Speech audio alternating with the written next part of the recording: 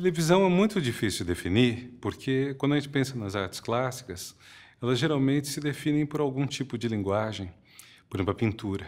Não há muita dificuldade em dizer qual a linguagem da pintura durante milhares de anos, embora de 100, 200 anos para cá tenha surgido muita diferença com materiais, técnicas e tudo mais. No caso da TV, eu não consigo ver como delimitar um tipo de produção, um tipo de conteúdo, nada disso. Porque se eu pensar do ponto de vista do espectador, e eu, quando muito, sou um espectador, quer dizer, minha relação com a TV, além de espectador, foi só de conceber 2 séries de programas sobre ética, mas fora isso não tenho nenhuma relação com a TV no sentido de criador.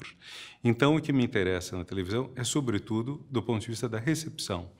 E do ponto de vista da recepção, o que você tem? Você tem filme que passa na TV. Então, a TV é o quê? Um cinema em casa? Um lado ela é. Certos canais são canais de cinema em casa, que tem uma diferença em relação ao cinema, porque no cinema você entra numa espécie de mística, de comunhão, as luzes estão apagadas, você não fica entrando e saindo, não levanta. Vamos dizer, a imersão na sala de cinema representa uma atenção maior do que na sala de casa, em que a TV pode estar ligada, full time, com as pessoas entrando e saindo, em que a luz está acesa, em que as pessoas eventualmente saem, vão ao banheiro, pegam alguma coisa, mas sem desligar a TV e sem interromper a programação para outra coisa. Então, mesmo quando a TV é cinema, a TV é diferente do cinema, porque ela pode ficar ligada mais tempo, direto, contrário do cinema, e porque ela também não necessariamente produz o nível de adesão que o cinema causa. Quer dizer, quando eu vejo o filme na sala de cinema, eu estou atento àquilo. Posso dormir, posso me distrair, mas, vamos dizer, a chance disso é menor do que quando eu estou sujeito a vários outros estímulos, no caso de minha casa. Então, mesmo lá onde a TV, eu diria que é um cinema em casa, que é uma parte da TV, uma parte pequena, mas significativa da TV, ela não é só isso. Mas ela também é programa ao vivo, também é novela, no caso de alguns países, no caso de outros países terá muito menos novela, entendida como uma série de teledramaturgia que dura, sei lá, 6, 7 meses, praticamente toda noite. Você pode ter outros tipos de teledramaturgia, ela pode ser noticiário. Então, eu acho que é muito difícil dizer o que é TV. Eu acho que, talvez, pensando sempre do ponto de vista do espectador, ela se tornou uma presença fundamental. É uma presença fundamental na vida das pessoas do último meio século. Levando em conta que a televisão não chega a ter um século, está bem longe de um século agora, quer dizer que ela só se estabelece quando? Mais ou menos, o Brasil é um país pioneiro nisso. Quer dizer, o Brasil tem a televisão há 60 e poucos anos. E o fato dela ter se consolidado relativamente cedo, quer dizer, quando a TV tinha 10, 20 anos aqui, ela já era fundamental, importantíssima. Acho que ela é um veículo pelo qual uma boa parte do imaginário coletivo aparece. Quer dizer, para mim é muito interessante pensar como 2 pessoas que não se conhecem puxam um assunto. Sempre foi para mim uma questão importante. Quer dizer, você está com uma pessoa, você não conhece, quer puxar um assunto. Quer puxar um assunto porque achou interessante, talvez isso vise até um envolvimento maior, ou simplesmente porque você está viajando, está numa sala de espera e está aborrecido, não dizer nada. Que assuntos você pode puxar com as pessoas? Quais são os estoques de assuntos? Há uma referência famosa no My Fair Lady, a peça do Bernard Shaw, que é, bom, quando você não tem o que dizer, fale de tempo e saúde, do clima e da saúde. Seriam os assuntos, vamos dizer, menos comprometedores, que está chovendo, o tempo está feio, está muito quente. Você pode puxar esse assunto com qualquer um. Agora, de onde que as pessoas, em geral, tiram alguma inspiração para um assunto mais... não digo mais profundo, mas não tão genérico, não tão superficial, talvez. A televisão dá muito para isso. Ela dá muita informação, ela dá muita questão que está em discussão nesse momento. Então, há pessoas que não têm a menor ideia do que seja um referencial que pode aparecer. Eu lembro quando houve uma novela em que houve um assassinato, coisa que é comum em novela, e se perguntava, aparecia nas capas de jornais e revistas, quem matou Salomão Ayala.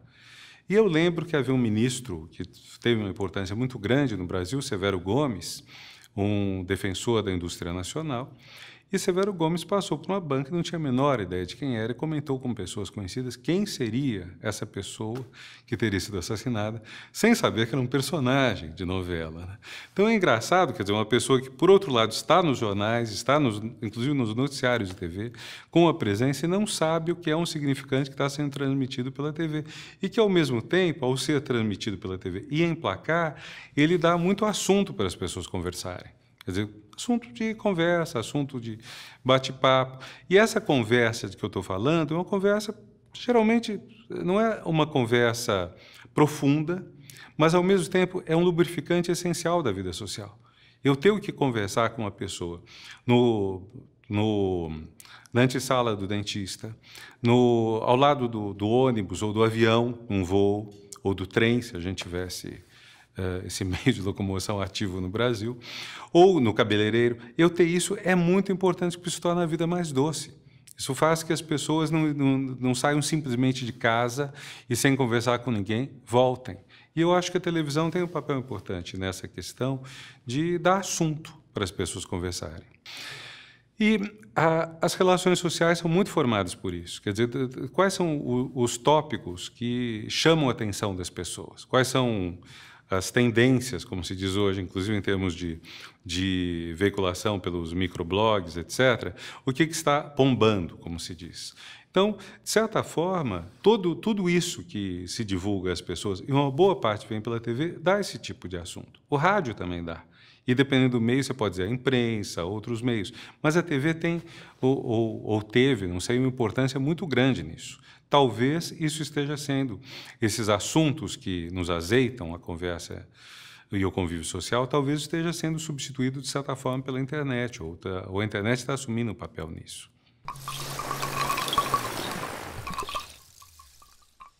O que é muito bom na televisão brasileira, eu acho que a nossa dramaturgia televisiva é muito boa. A gente tem atores muito bons, tem uma direção de TV muito boa. Eu vou deixar de lado o cinema, porque o cinema, quando passa na TV, é o cinema. Quer dizer, com as mudanças na recepção, mas, vamos dizer, ele não é tão específico da TV. Eu ressaltaria, sobretudo, a dramaturgia. Eu acho que décadas de construção disto, começando pela antiga Tupi, passando por um tempo já muito longo da Rede Globo, se espraiando por outros canais, mas a gente tem uma dramaturgia muito boa. O que eu vejo de bom e de problemático nisso?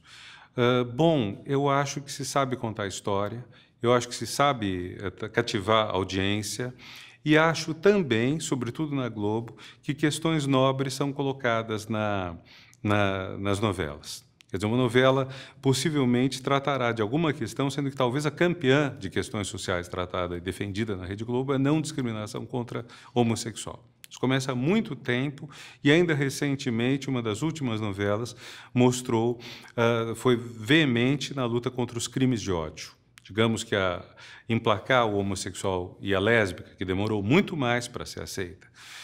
Nas primeiras novelas que havia lésbica, elas morriam logo, elas tinham uma expectativa de vida muito curta, aparentemente porque o público não gostaria tanto do homossexualismo feminino quanto do masculino, não aceitaria tão bem quanto. Mas a questão do crime de ódio em novelas de 2011 ficou interessante, de ser condenado o crime de ódio, e, sobretudo, contra homossexual. Então, acho que essa nobreza dos casos é uma coisa interessante, algo que não tem nenhuma razão que a gente possa imaginar aumentar a venda, aumentar a divulgação de produto. Eu acredito que seja realmente uma coisa generosa por parte das pessoas que fazem as novelas, ou dos autores, ou algo do gênero, mas, de certa forma, ficou um sinal. Mesmo novelas que eu não acho muito boas, por exemplo, Páginas da Vida, que era uma grande conversa, assim, uma história meio sem fio condutor, não tinha muito assunto a novela, mas ela terminava sempre com um depoimento de uma pessoa, digamos, da vida real, contando algum drama terrível, e isso eu achava que valia, é fabuloso, eu acho muito bom isso. Então, vamos dizer, esses aspectos de um interesse da novela pela vida social, eu acho uma coisa muito boa. Problemático. Primeiro, é claro que, até por definição, a novela nunca vai problematizar uma questão, muito dificilmente vai problematizar uma questão relativa a consumo. não vai condenar consumismo nem nada, não dá como. Quer dizer, se quem paga quer justamente que aumente o consumo, isso é muito difícil. Problemática a relação entre classes sociais. Uma novela geralmente tem várias classes sociais, até porque ela se dirige a toda a população, e as classes sociais conhecem um processo de ascensão social dentro da novela, fruto em larga medida de amores. O amor é algo que permite a ascensão social na novela. Não basta, mas vamos dizer, relação entre pessoas de classe social muito diferente se dá pelo amor. O que é algo que, enfim, é uma ficção, ninguém tem que cobrar que seja realista, mas como tudo isso faz uma educação sentimental muito forte, me preocupa um pouco, assim como eu admiro a educação sentimental quando ela, vamos dizer, melhora a sociedade, tipo lutar contra o preconceito, eu também me preocupo um pouco quando a novela ou qualquer investimento de educação sentimental não necessariamente faz que isso melhore, a meu ver.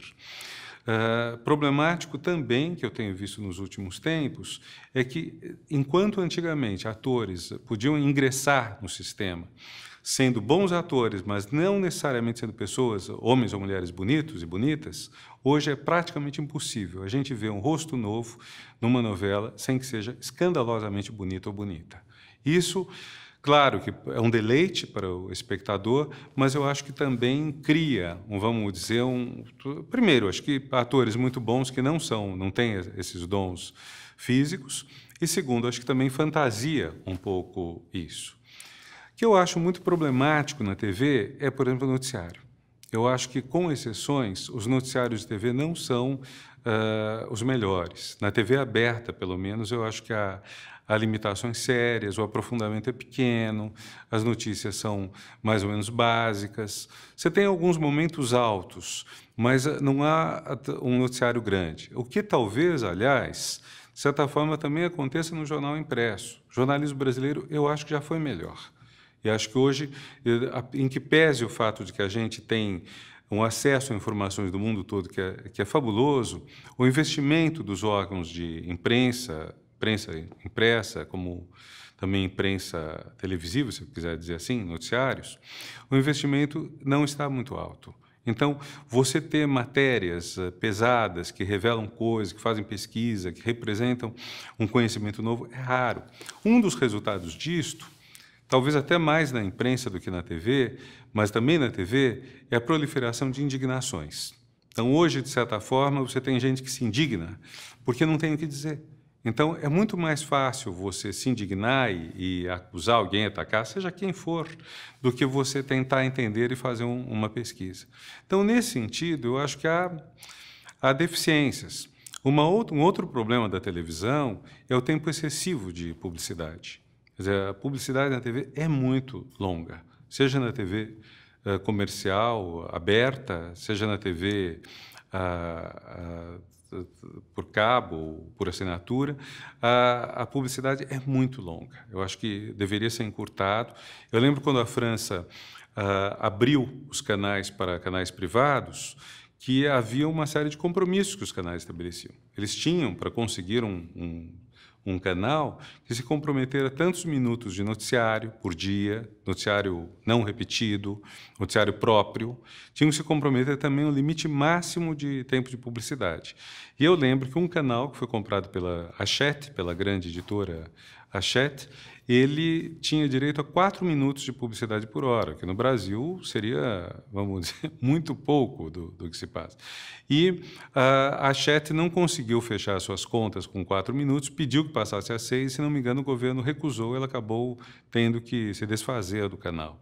Eu acho que certos compromissos desse tipo, que outras sociedades têm, não fariam mal nenhum no Brasil. Quer dizer, não faria nenhum problema sendo uma concessão pública que houvesse certos requisitos de ordem de você tentar evitar coisas diante das quais o espectador não tem opção.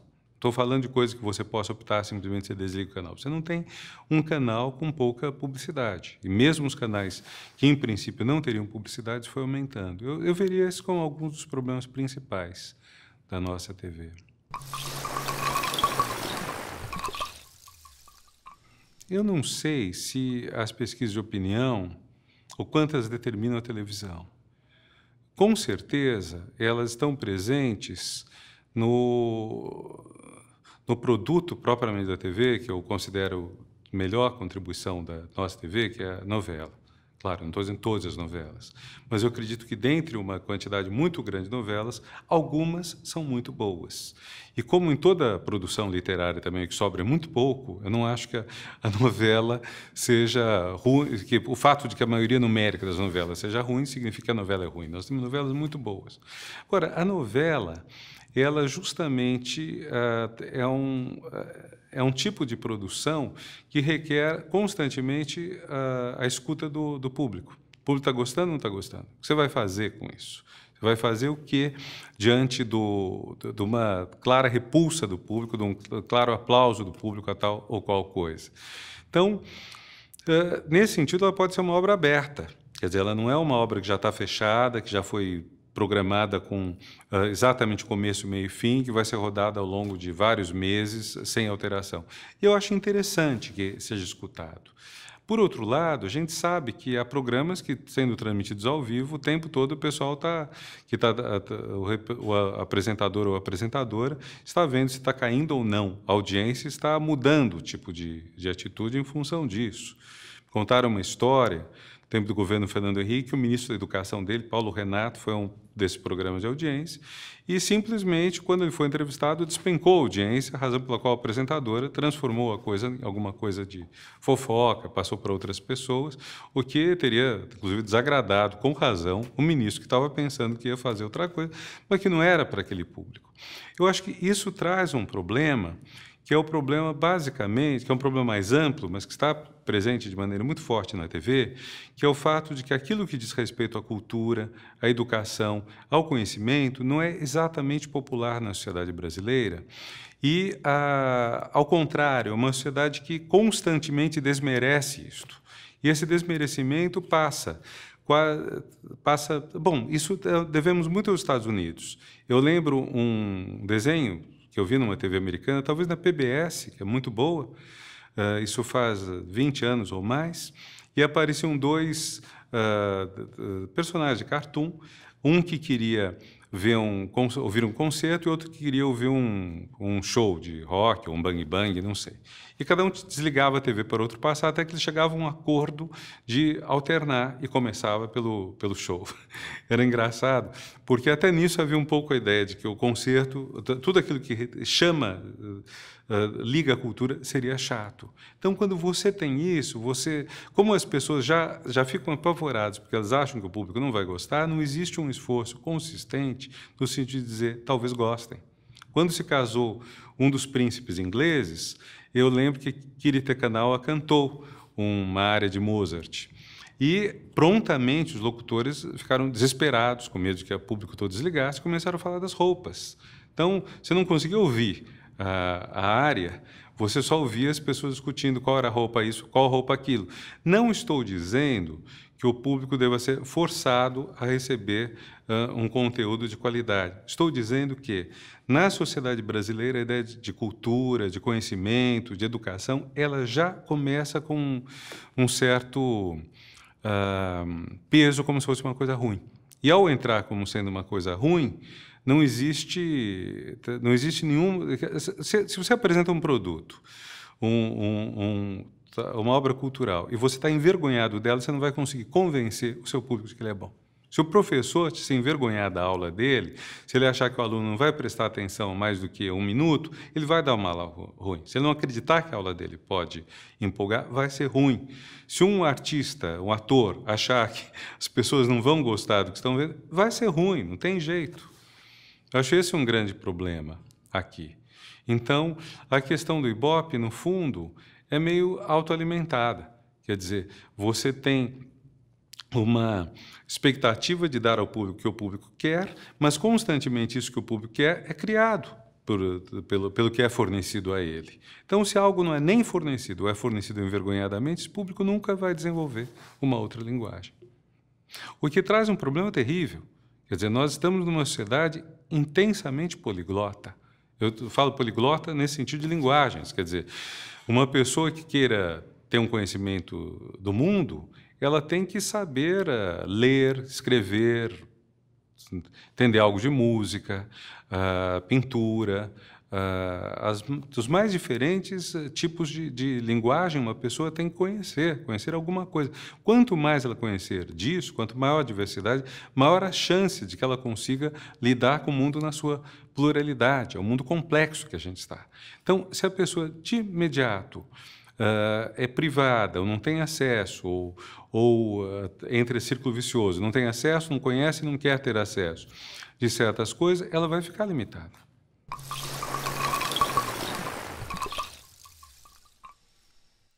No Brasil acaba havendo, entre a questão de qualidade e audiência, um conflito, que eu não sei em que medida. Quer dizer, é claro que uma rádio música clássica, qualquer lugar do mundo, deverá ter, provavelmente, a maior parte dos lugares, uma audiência menor do que uma rádio menos preocupada com alta cultura, vamos dizer.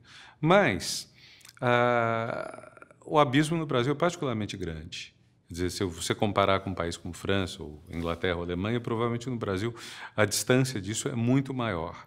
E nesses outros países você tem há muito tempo uma preocupação em disponibilizar o que é de melhor qualidade na cultura do país a um volume grande de pessoas. A França, nesse ponto, é um país que, desde que ela introduziu a alfabetização universal, na década de 1870, 1880, ela apostou muito na ideia de que todas as pessoas tivessem acesso ao que há de melhor na cultura francesa. Então, você tem uma distância menor entre as várias culturas no país. No Brasil, como nos Estados Unidos, a distância é muito aguda. Então, você tem pessoas que nunca tiveram acesso a determinadas obras da cultura, nem sabem o que é, e outras que têm muito acesso. Agora, qualidade não é sinônimo de baixa audiência. Você pode ter uma qualidade muito boa e você ter uma audiência alta. A própria dramaturgia na TV, mesmo nos programas de maior audiência, tem momentos muito bons, em que você tem realmente um jogo cênico do ator, do uso um requinte da fotografia, tudo mais, que são notáveis. Então, não dá para... Não existe nenhuma razão, vamos dizer, natural ou lógica para que a audiência e a qualidade sejam opostos.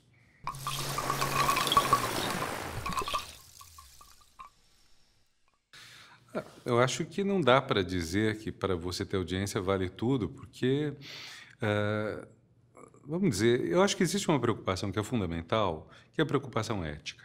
Essa preocupação deve ser de todos nós como cidadãos, não é a preocupação de quem dirige um canal de TV ou de tal ou qual pessoa em particular. Acho que todos nós, como seres humanos, temos que ter uma preocupação ética.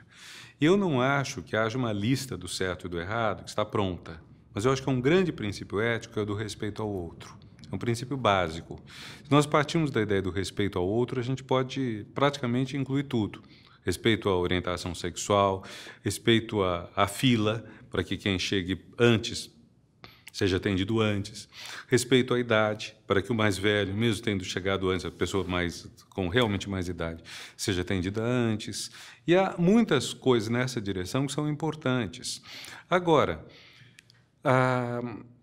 isso é muito complicado, porque na luta comercial pela vitória, seja vitória na televisão, seja vitória na carreira profissional, as pessoas nem sempre se pautam pelo respeito ao outro, longe disso, ou não sei se longe disso, mas enfim, há muita exceção nisso.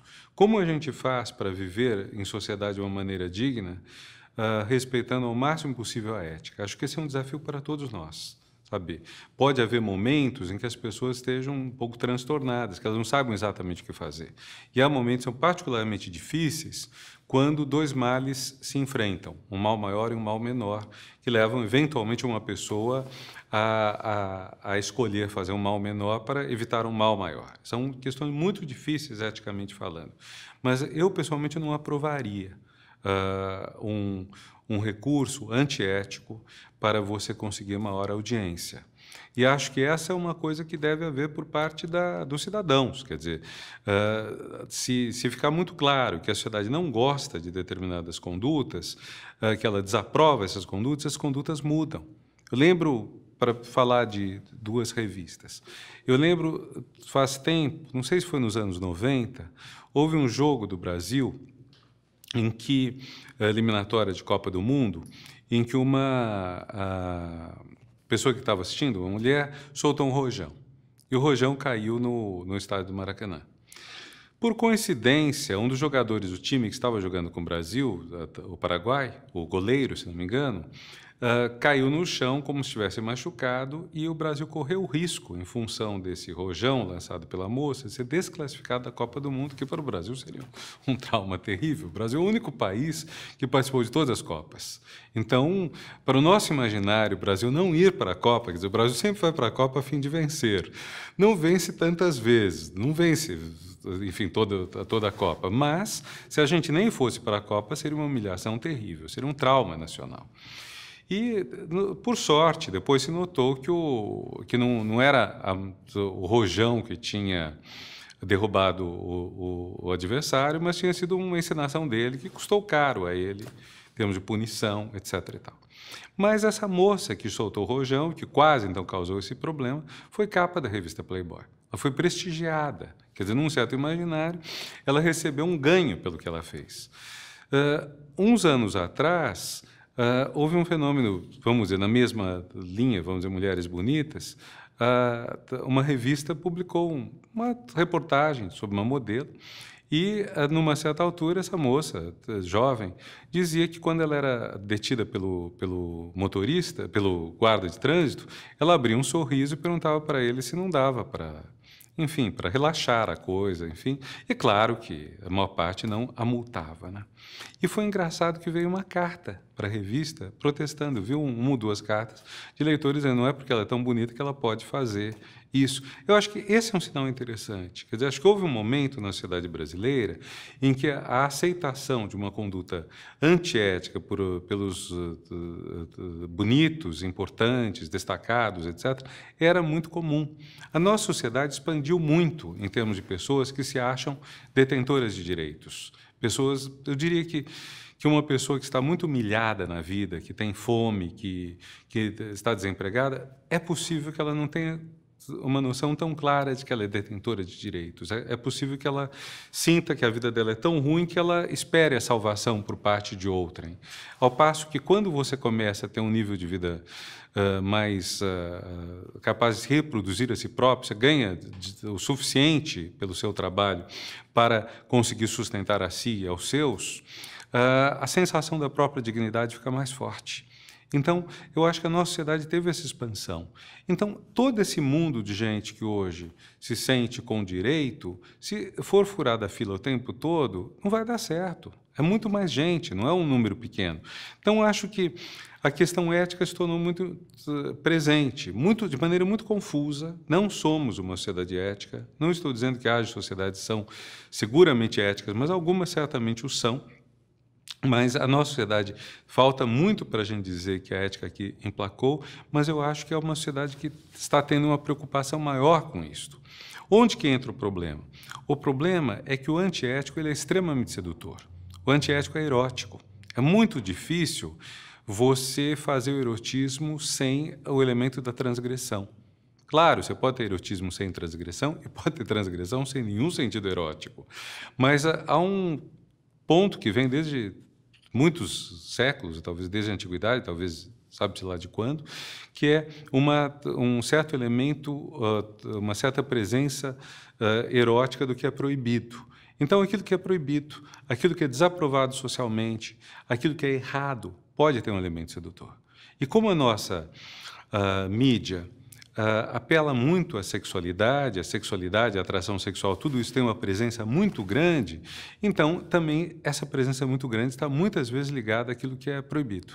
Então, se nós tivermos na televisão um programa que programas apresentando apenas casais felizes e éticos, é possível que isso não tenha o mesmo atrativo do que alguém que está fazendo uma grande safadeza, uma safadeza que tem uma dimensão erótica. Isso, porém, pode estar mudando, que é a coisa curiosa, porque acontece que o erótico está se tornando tão presente na nossa sociedade que ele provavelmente já não mobiliza mais os hormônios como mobilizava quando ele era proibido.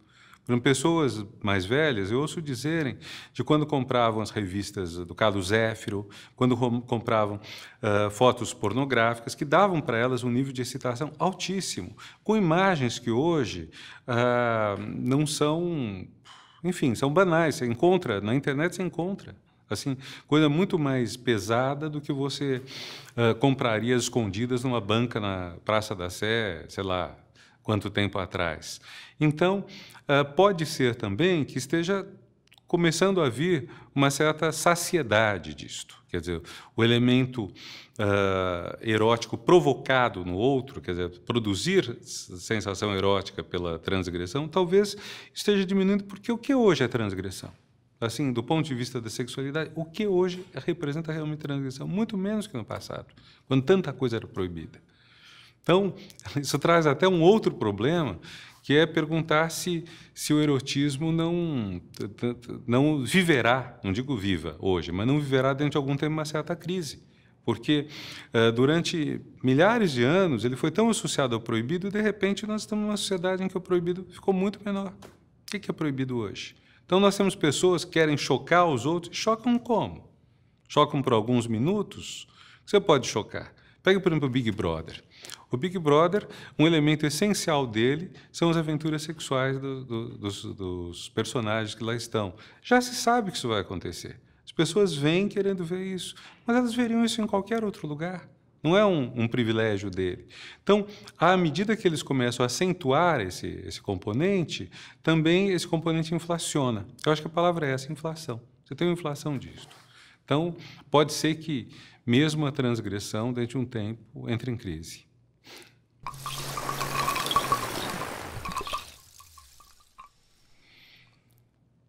Eu acho que ficou um consenso na nossa sociedade que a censura não é desejável. Nós tivemos muito tempo de censura, até a Constituição de 1988 o Brasil vivia uma censura dos espetáculos. Quer dizer, tirando os momentos ditatoriais, não havia censura de publicações, mas havia censura de teatro, cinema e televisão. Então, era preciso passar pela censura para que algo fosse liberado, e a censura muitas vezes proibia algo ou mandava efetuar cortes, fosse qualquer desses níveis, televisão, teatro ou cinema. E, desde a Constituição de 1988, nós só podemos ter a classificação etária, faixa de idade, não mais a proibição. Contudo, eu creio que, quer dizer, a censura, ela tem uma coisa curiosa, ela, de certa forma, impede a comissão de um crime. Quer dizer, vamos supor que uma determinada coisa que você veicule seja uma coisa errada, criminosa até. Se ela é censurada, você não chega a cometer um crime. Então, nesse sentido, ela tem um elemento estranho, que é que o Estado, de certa forma, inibe a comissão do crime antes de ele ser cometido. Quando eu acho muito mais correto, em princípio, você fazer as pessoas pagarem por algum excesso. Se alguém fez algum excesso, alguém fez uma coisa errada, ela seja depois penalizada por isso. A exceção é quando você tem algo que não seria, cujo efeito seria, de certa forma, irreversível. Você sabe que algo vai ser cometido e que o efeito disso será irreversível. Então, exposição de crianças a certos conteúdos, eu acho que é mais ou menos consensual que não deve ocorrer. Embora seja muito difícil estabelecer isso. Sobretudo quando você tem centenas de canais ativos e você não pode dizer, bom, os canais tais não vão transmitir nada erótico durante as horas do dia, só vão transmitir depois das 22 horas, por exemplo. Pode estabelecer isso para o canal aberto, mas é muito difícil fazer isso nos outros canais. Os canais por assinatura, nem creio que se cogite. Como você pode ter a proteção, vamos dizer, dos vulneráveis, sobretudo em termos de idade, sem com isso você estabelecer a censura? Acho muito difícil ver no dia a dia como você vai fazer isso, mas acho que conceitualmente são duas coisas diferentes. Quer dizer, uma coisa é censura feita pelo Estado, geralmente por uma repartição da polícia, que inibe previamente uma coisa que seria errada, que geralmente seria errada moralmente, mas não legalmente. Quer dizer, geralmente a censura proíbe algo que não chega a ser uma coisa que a lei penal proíbe, ela proíbe algo que, do ponto de vista moral, seria errado, em função dos preconceitos, eventualmente, do censor. Acho que outra coisa é você ter uma sociedade estabelecendo quais são os limites. E estabelecendo de maneira muito, muito frouxa. Não podem ser limites fortes. Mas estabelecendo, por exemplo, certo tipo de violência deve ser evitado, pelo menos para um certo público. Certos atos que representam crimes não devem ser apresentados de forma que sejam apologistas do crime. Agora, tudo isso é coisa que está no Código Penal. O que eu estou dizendo que deveria ser alvo de uma regulação é o que já está no Código Penal. Ou seja, o Código Penal pune quem submete vulnerável, por exemplo, criança, ou mesmo outros vulneráveis, pode ser uma pessoa desequilibrada, doente, a algo que seja agressivo para essa pessoa. O Código Penal proíbe a apologia do crime. Eu acho que o que pode haver, simplesmente, é uma consciência maior disso e haver, se possível, se for o caso, instâncias que não sejam estatais, mas sejam públicas, que, de alguma forma, digam quais conteúdos estão passando dos limites. Isso acontece um pouco no exemplo que é sempre veiculado, mas que eu não acho um exemplo satisfatório, que é o do CONAR. Geralmente, quem é contrário à regulação pública defende a autorregulação das agências publicitárias. Eu estudei esse assunto uns anos atrás. Entrei no site do CONAR, examinei bastante e notei que as decisões de retirar do ar uma publicidade têm muito a ver com o poder de pressão do grupo em questão. Então, por exemplo, eu lembro uma publicidade de uma faculdade que dizia: meninas informam. Você quer encontrar mulheres bonitas? Faça curso de letras, psicologia. Você quer estudar a fundo? Faça engenharia na faculdade tal. Aí houve um protesto do Conselho de Psicologia e eles disseram: é só uma brincadeira, é só humor, não é nada mais que isso. Propagandas exatamente iguais que apresentavam enfermeiras como mulheres fáceis, havia 4 no site do CONAR na época. Das 4, 2 foram retiradas do ar pelo CONAR e as outras 2 o CONAR não retirou, mas detalhe, as agências retiraram. Então, de alguma forma, a enfermagem tinha mais peso do que os psicólogos e psicólogas. Talvez eles tivessem mais medo de ficar doentes, as pessoas do CONAR, e de, eventualmente, morrerem nas mãos de alguém que não gostasse da publicidade, do que de ficarem, vamos dizer, tensos ou nervosos ou precisarem de atendimento psicológico. Mas eu estou dando esse exemplo porque isso mostra bem que os limites não são muito claros. Os limites têm muito a ver com o poder de pressão do grupo. Então, piadas que eram aceitas durante um tempo passado hoje são consideradas intoleráveis. Por quê? Porque elas são piadas que agridem pessoas que antigamente podiam ser agredidas à vontade. Então, não é à toa que, vamos dizer, uma suscetibilidade maior às ofensas contra os negros vem junto com uma melhora da condição dos negros. Então, na hora em que fazer piada com negro se torna uma coisa feia, é também porque a condição dos negros melhorou. Porque eles lutaram por isso, com apoio também de outras pessoas que não são negras, mas lutaram e lutam para melhorar isso. Então, tudo isso é um espaço muito amplo, mas, em princípio, eu acho que a regulação dos conteúdos que são divulgados socialmente deve, sempre que possível, ser a regulação mais liberal possível, mas protegendo aqueles que estariam sendo vítimas de algo próximo de um crime por parte de quem está falando na televisão ou em qualquer lugar. Em outras palavras, não há diferença, a meu ver, entre uma ofensa que você faz na televisão, uma ofensa que você faz na rua, uma ofensa que você faz num show. Se é uma ofensa, ou se você vulnera alguém que é frágil, isso é errado.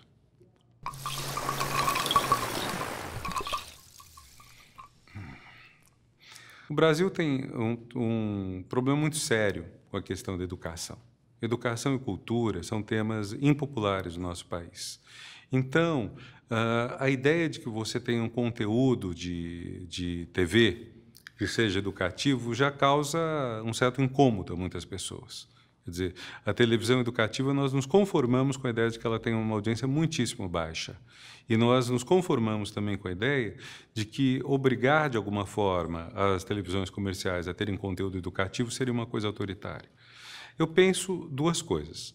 Primeiro, a televisão, como alguns outros tipos de comunicação, mas não todos, é uma concessão pública. Então, ela tem obrigações em relação à sociedade.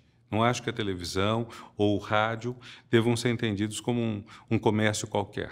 quer dizer, em que você veicula algo sem nenhuma obrigação social. Você deve ter obrigações sociais. É difícil saber quem é porta-voz da sociedade senão o Estado, porque o Estado, afinal de contas, é dirigido por pessoas que foram eleitas, ele tem uma legitimidade. Por outro lado, o receio de um autoritarismo estatal é muito procedente. Então, esse é um problema difícil. Quem vai decidir o que vale a pena e o que não vale a pena? Mas, tirando essa questão de quem vai decidir, o fato é que o imaginário das pessoas é muito formado hoje pelo que elas veem na televisão. A televisão é um dos grandes veículos que mexe com o imaginário, havendo hoje um avanço da internet.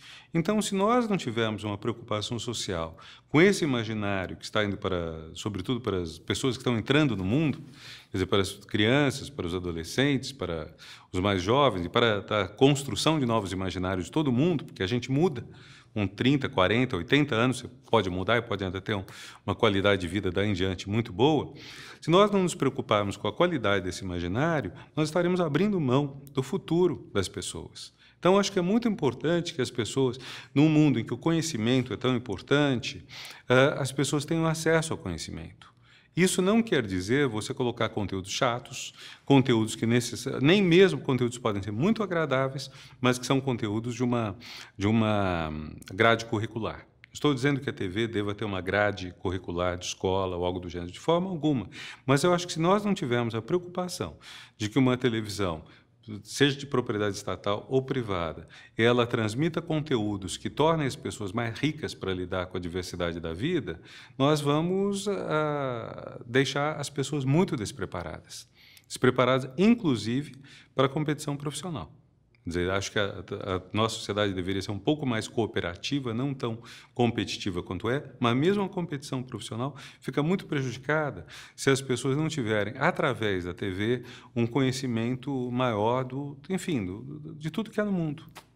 Então, o que eu acho que é educativo é saber tudo que há no mundo, na sua diversidade, na riqueza. Então, isso não tem nada a ver, vamos dizer, com direcionamento político, nada a ver nem com chatice, nada a ver com esse tipo de coisa.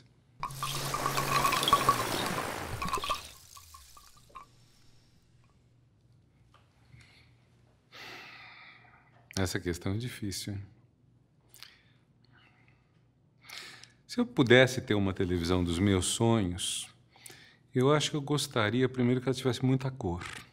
Muita cor. Eu gosto muito de cor. E que essa cor fosse, enfim, das formas mais diversas, fossem arabescos, coisas que aparecem, somem. Não sei, o que me vem à mente nessa pergunta é um filme que eu vi, chamava Koyaanisqatsi.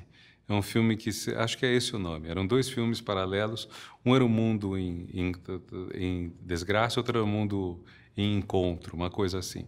E você tinha imagens estouradas, você colocava a câmera filmando, sei lá, por exemplo, o centro da cidade do alto, então as luzes dos carros acabavam produzindo arabescos, que você nem reconhecia mais. Gostava muito disso. Essa é uma coisa que eu gostaria muito de ver, sabe? Poder ter um espetáculo para o olho. Mas poderia, claro, além disso, teria dramaturgia. Eu gosto de dramaturgia. Eu acho muito bom quando você tem certos shows de interpretação que eu aprecio muito.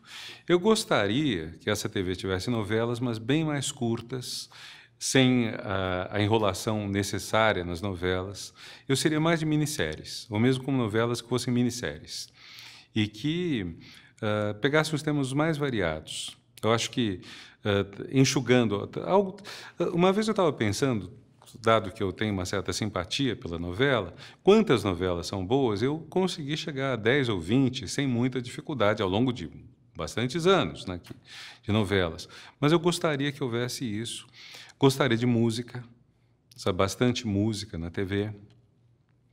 Gostaria também de noticiários, mas noticiários mais inteligentes. Eu gosto dos noticiários, por exemplo, da Globo News. Eu acho que a Globo News tem uma cobertura de informação boa. Eu acho que é deficiente em algumas coisas, mas eu acho que ela está bem acima da qualidade da TV aberta.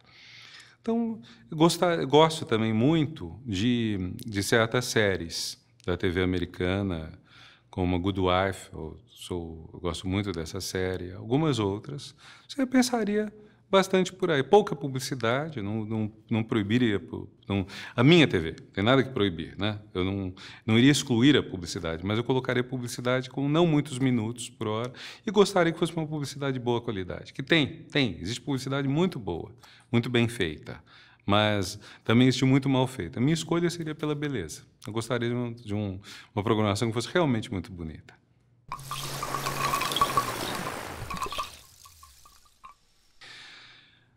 A análise que eu fiz sobre o Ratinho tem muito a ver, ela é, de certa forma, um cruzamento de duas coisas. Uma é uma reflexão sobre os direitos humanos. Quer dizer, há muito tempo me interessa a questão dos direitos humanos e, ao mesmo tempo, me preocupa um pouco que, quando se fala em direitos humanos, se pensa muito imediatamente no direito do cidadão em face da polícia. Quer dizer, de certa forma, a defesa dos direitos humanos foi muito associada a este ponto, o que leva também, historicamente, muita gente a ser contra os direitos humanos, porque acha que é defesa de bandido. E essa é uma discussão que ocorre no Brasil, em toda a América Latina, em muitos países, e que volta e meia eu ouço alguém dizendo, acontece tal coisa, vem esse pessoal aí dos recursos humanos, às vezes as pessoas até enganam, para tirar o bandido da cadeia. E eu acho que direitos humanos incluem, claro, o direito a toda pessoa ser considerada inocente até se provar a culpa dela e a ser tratada de maneira educada, respeitosa, mas direitos humanos são muito mais amplos que isso. A igualdade dos gêneros ou dos sexos, enfim, até mesmo o direito da pessoa a encontrar um trabalho. Quer dizer, eu acho que quando você tem um desemprego maciço, como temos hoje na Espanha, metade dos jovens desempregados, um direito humano básico, que é a pessoa que quer trabalhar, poder ganhar sua vida e sentir-se digna, está sendo ferido. Então, eu tenho uma visão muito mais abrangente de direitos humanos do que apenas essa. Inclui essa, com todo o respeito e com admiração pelas pessoas que defendem as vítimas da violência policial, mas é muito mais abrangente. E o que me chamou a atenção é que, de certa forma, ao se falar em direitos humanos no sentido apenas da proteção contra a violência policial, se abria todo o espaço dos direitos humanos, se deixava de lado o espaço dos direitos humanos que seriam, entre aspas, mais populares. Se você defender o direito da igualdade, o direito ao trabalho, etc., você afeta e beneficia muito mais gente que vai dizer, bom, se tudo isso está junto, então eu sou mais a favor dos direitos humanos do que eu mesmo achava. E esse é um lado. O outro lado foi uma senhora que trabalhou para mim e que cuidou do meu filho no primeiro ano de vida dele, chamava-se Santana, e ela tinha o marido dela não era uma pessoa muito cuidadosa com ela, não a respeitava, e, no fim, ela teve uma briga com esse marido. E quando ela descreveu como foi a briga pela qual finalmente ela se livrou da tutela que ele exercia sobre ela, etc., eu vi que era muito parecido com o que havia no Ratinho, em alguns outros programas popularescos, em que, por exemplo, uma mulher ia reclamar que o marido fugiu com o filho e o Ratinho dizia, você trate de devolver, senão a minha equipe vai atrás de você, porque é uma coisa quase assustadora, porque ele está ameaçando, com uma espécie de polícia privada, fazer justiça pelas próprias mãos. Mas vamos dizer, todo o lado, assim, vamos dizer, meio histriônico, meio bufão dele, eu vi como ela reagiu ao marido, como ela enfrentou, como ela foi à delegacia, como na delegacia, segundo ela, lá mesmo ela assinou a separação, o desquite, o divórcio dos dois, o que obviamente não aconteceu, você não faz divórcio na delegacia, mas ela achava que tinha acontecido. E eu fiquei muito impressionado, primeiro pela coragem dessa senhora de fazer isso, infelizmente ela morreu, não muito tempo depois, mas a coragem dela numa situação de ameaça, ela fazer tudo isso. E, segundo, eu comecei a pensar como ficava essa questão de direitos humanos que ela estava defendendo. Ela estava defendendo com uma linguagem que não é a linguagem usual dos militantes de direitos humanos. E foi meio em função disto que, vendo programas, naquela época, em torno do ano 2000, mais ou menos, me impressionou que você tinha uma outra linguagem que pegava muito um determinado público, um público junto ao qual é muito importante desenvolver a consciência dos próprios direitos e a luta pelos próprios direitos, e como esse caminho não era o caminho necessariamente que, enfim, que eu espontaneamente pensaria que era o caminho que eles iriam trilhar, mas é um caminho que tinha esse efeito. Então, comecei, inclusive, a pensar que a questão dos direitos humanos é muito mais popular do que se imagina. Quer dizer, existe um discurso habitual no meio acadêmico ou no meio de defesa dos direitos humanos, dizendo, dado o conservadorismo ambiente, você emplacar os direitos humanos é emplacar uma nova agenda, uma agenda que vai contra muito do que está aí. Então, o que eu senti nesse caso é uma parte do que está aí, não muito do que está aí, referenda certos direitos humanos que são muito importantes.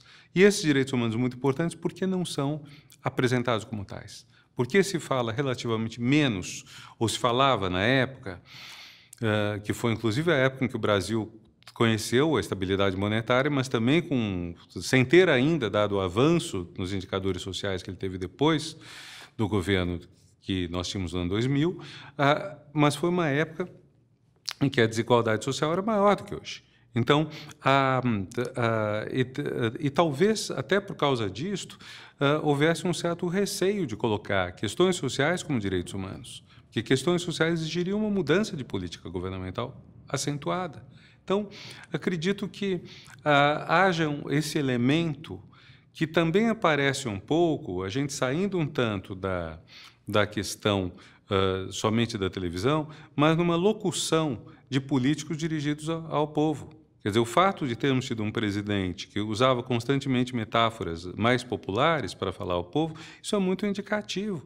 Nós tivemos um presidente que falava em Weber, o professor Fernando Henrique Cardoso. Depois tivemos um presidente que usava metáforas, como a da criança começar a andar, etc. Essas metáforas. E os dois discursos eram parecidos. Eram os dois discursos sobre a dificuldade de você realizar o que você almeja. O Weber explica por que tudo aquilo que você idealiza, você não consegue realizar. A Jabuticabeira explica por que tudo aquilo que você tem vontade de fazer logo, tem que esperar 10 anos para ela crescer. Então, o que está se atendendo num caso e no outro é parecido, mas são imagens diferentes.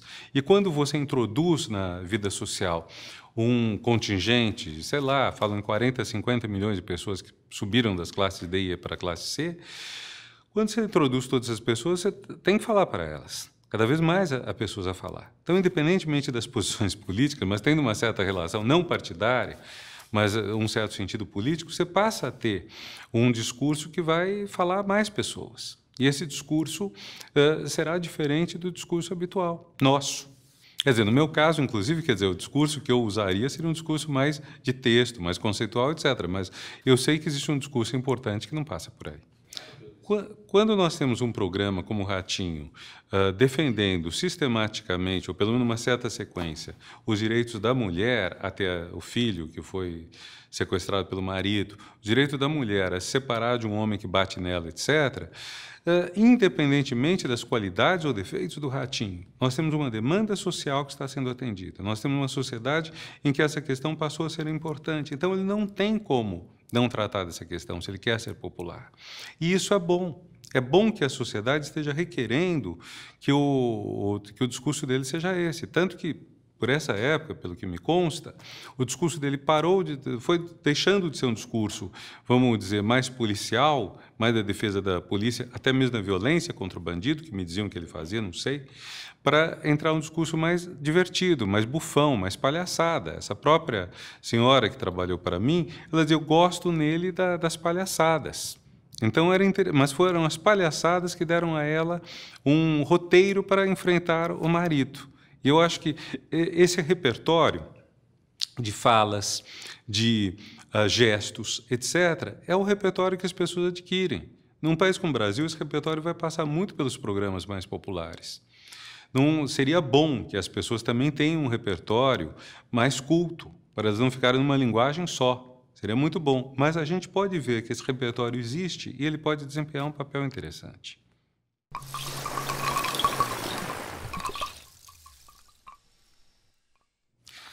Olha, eu acho que, do ponto de vista do humor, a televisão brasileira teve uma crise significativa, e eu acho que o melhor indicador da crise, que já é um indicador antigo, é quando o Jô Soares para de fazer humor.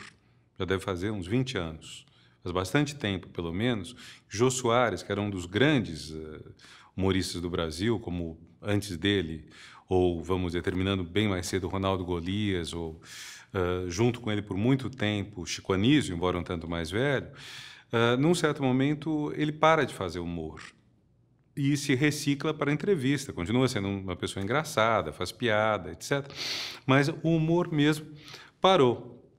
E por quê? Quer dizer, o humor é muito complicado. Quer dizer, basicamente, você pode ter um humor que joga com os preconceitos e um humor que vai contra os preconceitos. Você tem dois tipos. Você tem um humor, por exemplo, de sátira em relação a governantes, um humor que critica quem está no poder.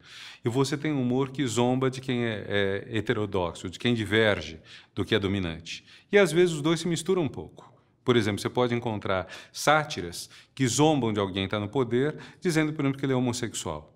Para nós, hoje, isso seria um blend, seria um mix. De um lado você está criticando o poder, de outro lado você está reprimindo uma pessoa que tem uma sexualidade, vamos, dissidente. Você está oprimindo, você pretende revoltar e está oprimindo. Mas, em princípio, você pode ter um humor que tenta desmontar o poder. É um humor libertário, um humor que tenta lutar contra, vamos dizer, a dominação e mostrar que o rei está nu, por assim dizer. Agora, é muito comum o humor lidar com preconceitos. E acho que o que você tem... Jô Soares lidou por muito tempo numa posição meio difícil, delicada, que exigia muito talento para conseguir dominar, que era ter um pouco o preconceito, a mulher bonita e fútil, por exemplo, e ter também a crítica. O general que entrou em estado de coma no dia que terminou o regime militar, ficou 6 anos em estado de coma, volta de coma para ficar horrorizado, que o Partido Comunista está legalizado, etc. Mas quando ouve que, vamos dizer, todos os antigos da ditadura, Sarney, Antônio Carlos Magalhães, estão no poder, fala, deixa o tubo, estou feliz, tudo está bem. Que é um outro tipo de humor. Você tinha esses dois tipos de humor presentes e um equilíbrio difícil de estabelecer. E acho que Jô deixou o humor, deve ter suas razões pessoais, mas eu acho que significa um pouco ele deixar o humor, porque talvez tivesse difícil fazendo equilíbrio. E, curiosamente, nesse período nós tínhamos um humor muito inovador, que era o do Planeta Diário, depois Caceta e Planeta, etc., que com o passar do tempo foi perdendo o caráter inovador e foi usando cada vez mais estereótipos e preconceitos. E isso hoje chega a ser um ponto, a tal medida dominante, tal medida frequente, que as principais notícias que aparecem nos jornais sobre programas de humor dizem respeito ao uso de preconceito ou ao deboche sobre pessoas, e até mesmo shows de humor, e não na televisão, mas pessoas que podem estar na televisão, em que você tem que assinar um compromisso de que você não vai ficar ofendido por ofensa a nenhum grupo. Então, acho que nós estamos num momento penoso para o humor. Nós estamos num momento de fraqueza dele.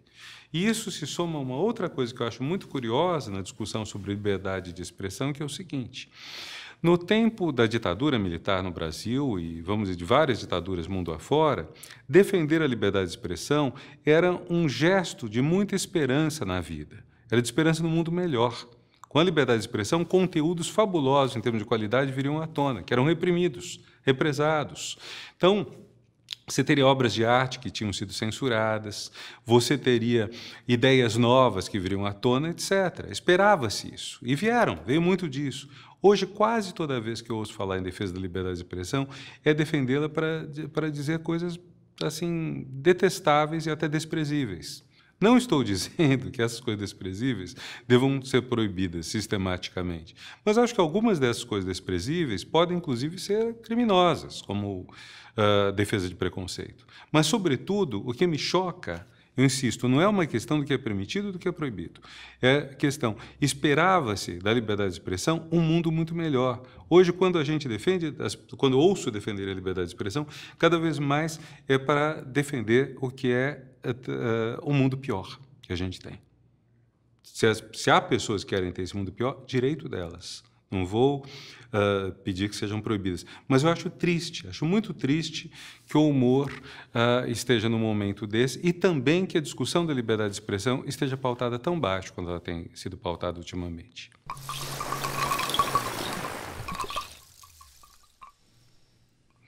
Eu não chegaria a dizer que o telejornalismo nosso é desprovido de ética.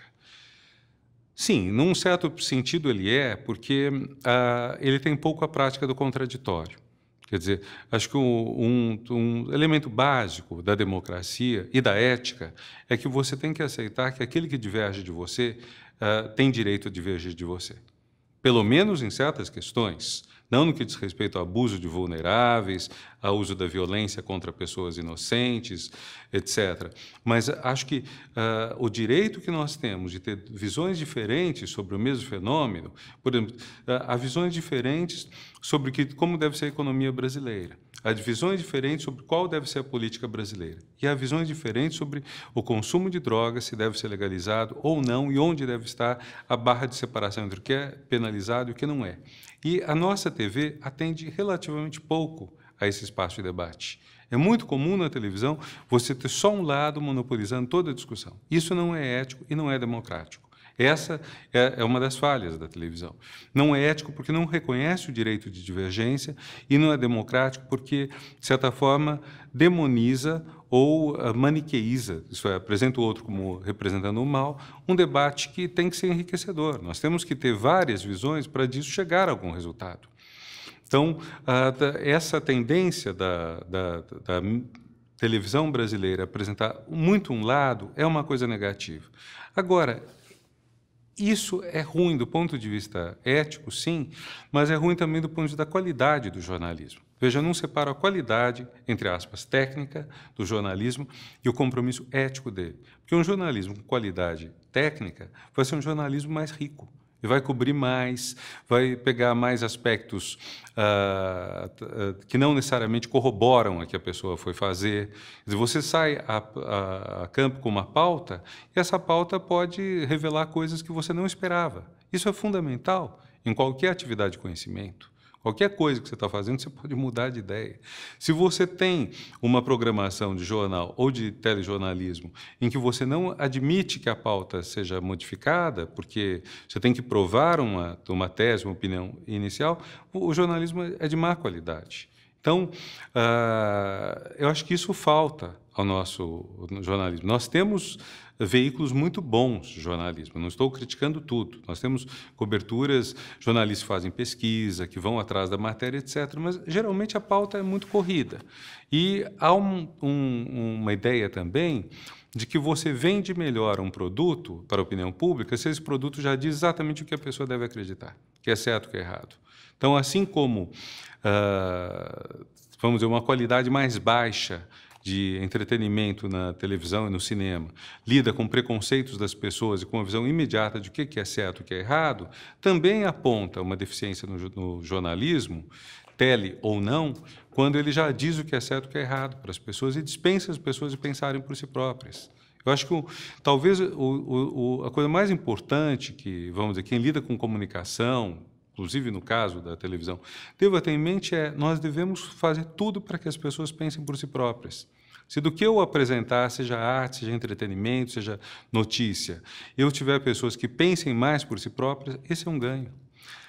Acho que o que pode tornar isso mais claro é o aumento da consciência ética e da consciência profissional, sabe? Tanto na televisão quanto em outras áreas, mas acho que, à medida que quem lida com, vamos dizer, telejornalismo, tem a noção de que quer fazer realmente uma boa matéria, de que tem espaço e possibilidade de discutir o assunto que está sendo colocado, que não está indo simplesmente recolher um fato, pegar 2 ou 3 opiniões de plantão que vão condenar, censurar ou aplaudir e acabou. Mas que a pessoa se interesse por investigar, como os grandes jornalistas da história sempre fizeram, por exemplo.